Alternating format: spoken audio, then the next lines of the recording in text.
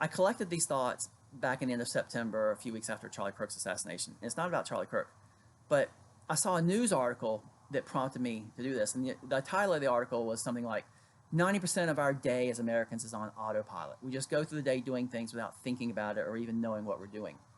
And that got me thinking about what we believe in. In my world as a veterinarian, that's how I feel about vaccines and things like that. So this isn't about anything conservative or liberal or any of that stuff, but it's about understanding our beliefs.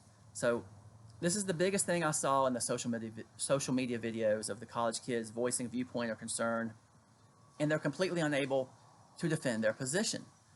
And some people accused of somebody like Charlie Kirk of being rapid fire in his response, and it would overwhelm the thought process so they couldn't have a good response. And I don't know, maybe some of that happened or not. But what I saw in that is that these college students, they couldn't answer the simplest first question that he would send back at them. Like, why do you believe that? Why do you feel that way? Why do you think that? And they couldn't answer it. And that's what I mean about our beliefs. So I think this demonstrates a few things about modern industrial society. Americans and other industrialized societies, we don't really know what we believe. Instead, we accept as truth everything that we've been told because we've been socialized to fit into society. So everything that society tells us is truth, we accept it as truth, but we don't really know it's true. We just think we believe it. The other thing is, I think it's an insult to come to some debate or argument unprepared, in any aspect of life. And we'll come back to that. And the other thing, this is a little bit, maybe this is out of date, but participation trophies and not keeping score in Little League sports and stuff like that. Well, then you grow up to expect that everything's going to be easy. And you're not prepared to debate someone on any topic because you're unaware that you even need to question opposing views. You haven't learned that you're supposed to develop your own views instead of just adopting the views of everybody around you. You haven't learned to be devil's advocate or to act like a lawyer in a courtroom and to know how to know the answer to a question before you ask it. You can't know that your views are correct or valid or defendable unless you really question them. So as kindergartners, we'll readily fight to defend our belief in Santa Claus or the Tooth Fairy or the Easter Bunny. But these aren't really beliefs because at that age, we haven't developed the ability to reason and rationalize. Instead, we think those things are belief, but we've just accepted them as truth because, this is the important part, the people that we trusted assured us that it was true. So when college students and adult Americans are unable to answer the most basic question of why do you think that? When you make a statement, why do you think that? Well, it literally means we don't know why we think or believe whatever the viewpoint is we're being asked about. We can't defend it. We don't know why we think that because everyone that we trust, our parents, our peers, our professors, have promised us that we've been told the truth. So these people, they don't have actual beliefs, they have perceived truth. What this really is indoctrination or propaganda.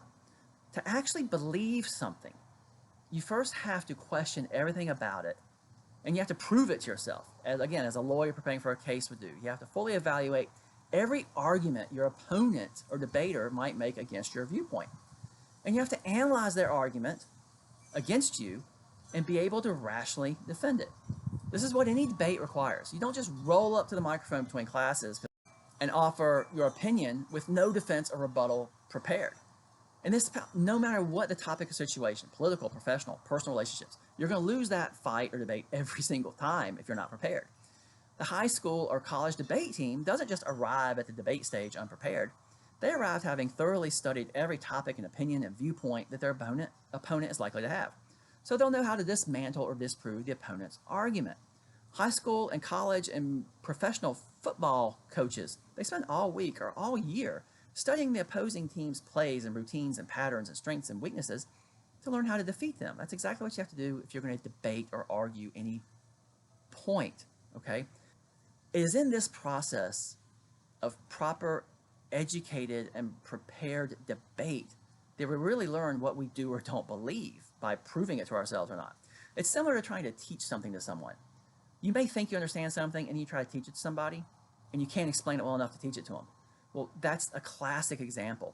If you can't explain it well enough to teach it, then you don't know the material good enough. Okay, so people like me will argue that giving little leaguers a trophy at the end of the season, even if they never won a game. And I was on a soccer team as a little kid that we got one goal all season long. And by not keeping score or allowing or pushing your kid to learn about winning and losing by trying to get their own summer job, they arrive at college with things they assume are true. But they have never questioned or rationalized these things that they've been told are truth. It's only when we ask questions. This is what I'm all about, asking questions. It's only when we ask questions, whether it's a concept that we don't agree with, a concept that we believe or we think we believe wholeheartedly, or a concept that we're simply trying to evaluate because we don't know, only through asking questions and trying to prove or disprove the concept, and by playing devil's advocate with our own perceived truths, it's only through that we can determine if we truly believe this concept or viewpoint or whatever it is. So when you do this, you may very well find that you actually believe what you already thought was true. That's great. And now you can better defend that belief when you're in a debate on the world stage. Or you may find that you end up with more questions than answers, which is not how a belief works. If you have more questions than answers, then it's not a belief.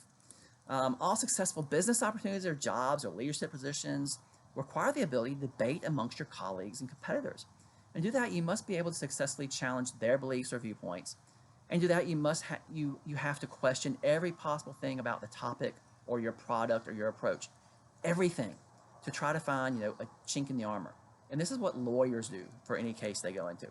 So I said this applies to any industry, profession, personal relationship, private situation, healthcare decision, political perspective, all aspects of your life. And it's the same in the veterinary industry, for someone like me.